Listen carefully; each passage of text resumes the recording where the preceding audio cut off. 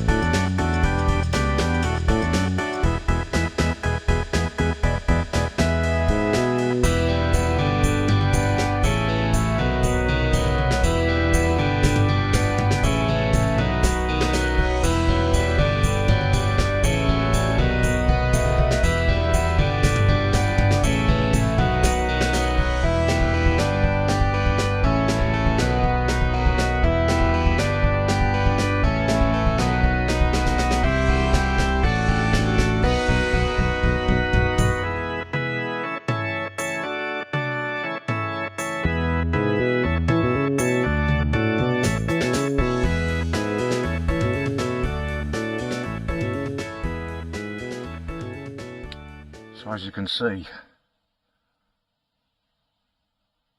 this is a relic from the past. They don't make anything like this anymore.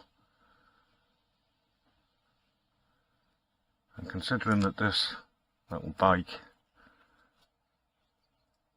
is about 53 years old, it's in quite remarkable condition. And extremely original by the looks of it. It's even got these chrome side plates still on it, which I presume is something that's quite hard to find and something that's quite often missing on any examples that are left. We see the pedals. You'd pedal this thing to start and you have a belt drive. And a tiny little 50cc motor. Everything's very simple. You got your fuel tank here. You would put a petrol and two-stroke mix in there, because I don't think there's any oil pump on these, so I'm pretty sure it would be a mixture of two-stroke and petrol. Not uncommon in those days. This bike was made in 1968. Even the chain's in good condition, nicely tensioned, and the sprocket at the back, yeah, that's in alright condition. Brakes very simple, drum brake, rear and at the front. Yeah, cable operated. We can see the original Raleigh, just get a better look at that. The original little Raleigh logo there, amazing. Even the horn looks original. Love the way the little number plate's mounted there. Nice chrome headlight. Probably did not chuck out the best of light, seeing as I will think it's probably a 6-volt electric system on this. I seem to remember my own Suzuki AP50 70s bike that I had when I was 16. That was 6 volts, and yeah, the electrics were interesting. But yeah, even the chrome wheels, spoke wheels, not bad at all. Bit of pitting, but you could soon sort that out. Tyres, not reasonably newish types, I think. Probably need, yeah, treads get a bit low, but I'm not sure it was supposed to be like that on these. So, a very original bike. Even had the rear rack. The bag that go on the back is missing. But yeah, that's probably not many with a surviving one left. The seat looks like it's an original item. It's a sprung seat. Yeah, pretty much like a bicycle technology.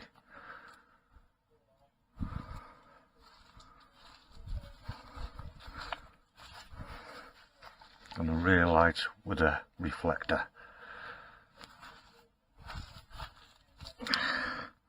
And I believe on these the frame number, the serial number for the bike, is usually located here, possibly the other side. Let's have a look. Yeah, and I would think it'd have been on this side looking at it. Like I say, this bike is very original with one exception, the colour. They only made these in two colours. It was either metallic blue or metallic gold. As you can see, this has been repainted, but at least it's been painted in blue. So I would think they've painted over any identifying marks, because it does look like quite a thick coat of paint. Okay.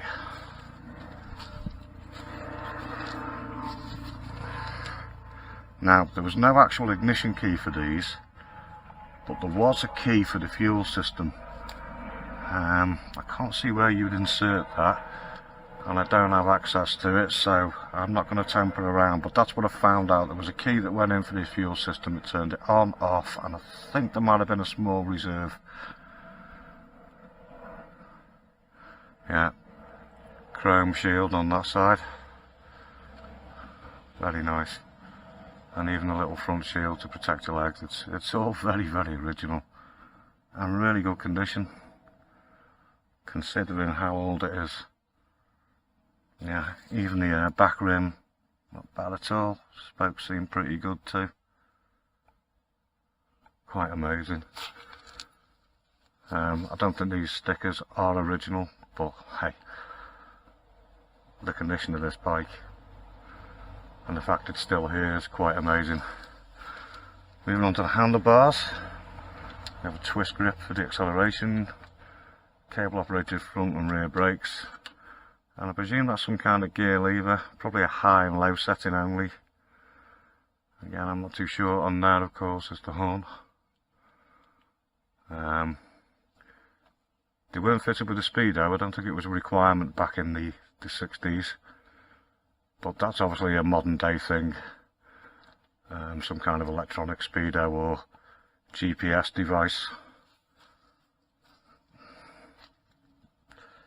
But yeah, the owners are not about today, so I'm not able to see the bike, get the bike running for you, but I have heard this bike running. It does work. It is fully working and operational. I think the plan was to dismantle it and do a full restoration, taking it back to as close to possible the original paint as well, and then it was going to get used. So yeah.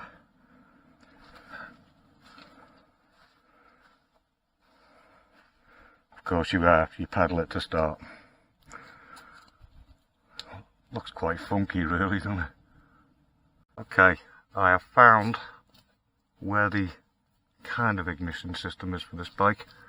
As you can see underneath the fuel tank, there's some kind of stopcock leading to the fuel line which goes to the carburetor, and there's a hole there, and that's where the key would have gone in to turn it. There would have been markings on here showing where you were when you put the key in. There's a couple of little bumps, so I presume that could be off and that could be on, but don't quote me on that. But there you go, that's as close as you get to an ignition system. It was turn the fuel on or off. I don't know if there is a key still around for this bike, or it's just permanently switched on. This particular bike was made on the 2nd of February 1968. In 1968 they changed the size of the rear sprocket to address any issues they had with over revving. The top speed of the Wisp was about 25 miles an hour, and you could get about 150 miles to the gallon. Production first started in 1967 when someone in the marketing department had the genius idea to basically attach an engine to the very popular RSW16 bicycle. By 1969, September, all production ended. The Raleigh Wisp is considered to be one of the classic mopeds. It certainly is a 60s icon. Even Twiggy, the famous model of the time, can be seen enjoying a leg over. So there you have it, Moxy's Moped. Sadly, Moxy passed away a few weeks ago. He was very proud of his little moped, and he was really excited about the idea of us filming it and featuring it on the channel. I'd like to thank his wife Shirley for letting me film it and making this possible. I hope you've enjoyed this video, and thank you for watching. Do me a favour though, let's hit the like button if you've liked it, give it the old thumbs up, and even if you haven't liked it, hit the old thumbs up. Let's make this my most liked video so far that I've done. Let's do it for Moxy. This one's for you, old mate.